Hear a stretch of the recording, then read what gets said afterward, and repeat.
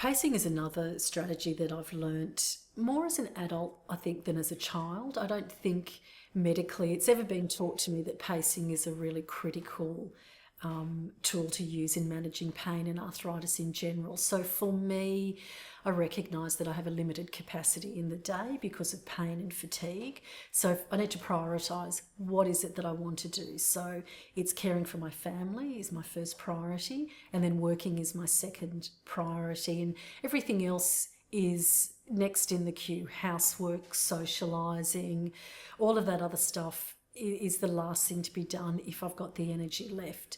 So for pacing, I will make sure I limit the number of physical activities I might do in a day, or I will make sure I can build in a rest at some point. So that might be quite literally lying down in bed and having a sleep, or it might be just taking a moment to sit, put my feet up, have a cup of tea, read a book and just relax physically but also mentally as well.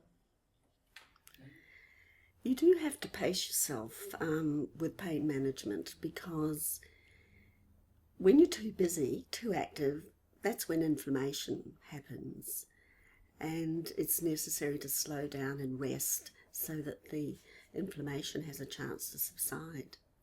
And you know, hot packs, cold packs, all those things are really useful. And then I also pace myself, and that's been really, really important for me. And I have this little slogan which really works for me, which is take a break before you need it. Because temperamentally, I'm the sort of person who will go and go and go until I'm completely exhausted, and then I'll stop.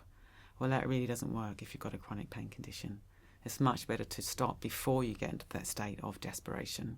Have a break and then come back to the activity, and then you can actually achieve far more over time.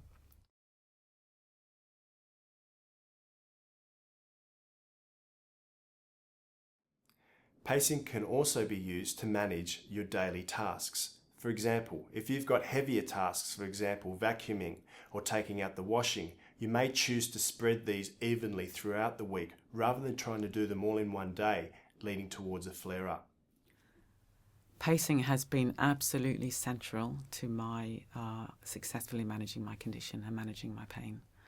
I'm someone I was a classic boomer and buster.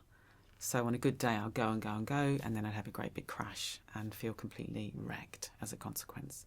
So learning how to balance my activity and balance my energy has been absolutely central to my rehabilitation. I've trained myself through doing investigation, keeping diaries and so on. I've learned that if I sit for more than 20 minutes, my pain gets a lot worse. So now I use a timer and I stand up or lie down after 20 minutes.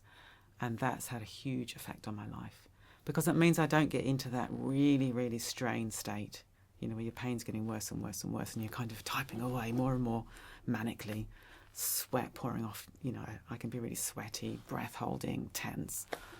It's such a horrible state to get into. And if I do this pacing where I use a timer after 20 minutes, it's made a huge difference. And in fact, I've written 2 books using that method. Work for 20 minutes and then have a break for 15 minutes, work for 20 minutes, have a break for 15 minutes. Who would have thought it would be possible to write 2 books like that? And yet I have. And I came out of those periods of writing the books in a reasonable state, as opposed to just being completely shattered, which is what would have happened if I just pushed myself through.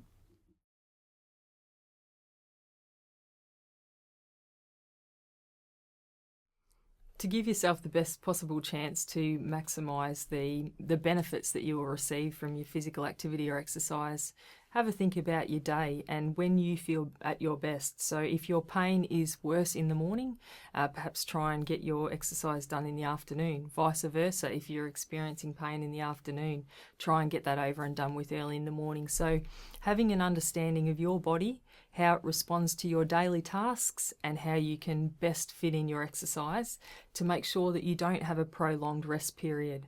So you don't work really hard on your exercise one day and then you can't actually do anything for the rest of the week. Consistency is the key with exercise and osteoarthritis, so making sure that you have enough energy to last for the whole week and continue with your exercise long term. Pacing is a way to find a balance between activity and rest. In an exercise-based program that requires say 30 minutes of walking all in one go, this may not be possible at first. So break up the exercise into 5 lots of 6 minutes, for example, with a 1 minute interval of rest in between. You can then progressively increase the amount of exercise over a period of time with minimal pain and reduced fatigue. I use pacing for exercise. So when I go swimming, I'm a good swimmer, I like swimming. And what I used to do was I would just swim as far as I could. Then I'd have a huge flare up and I wouldn't go swimming again for ages. Now what I do is I always swim at least 10 lengths and I never swim more than 20 lengths, no matter how I'm feeling, because I've learned those are good parameters for me. Swimming 20 lengths twice a week, that's fine, that's enough. That keeps me fit enough. So that's been really, really helpful. So I'm a mindfulness teacher, I meditate, and yet I would say that pacing has probably changed my life more than formal meditation. Because, of course, pacing is, all your waking hours. Whereas if you meditate for 20 minutes, 40 minutes a day, and then the rest of the day you're going crazy, well, that's not going to have a great effect. Meditation plus pacing, well, that's been life-changing. That's been fantastic.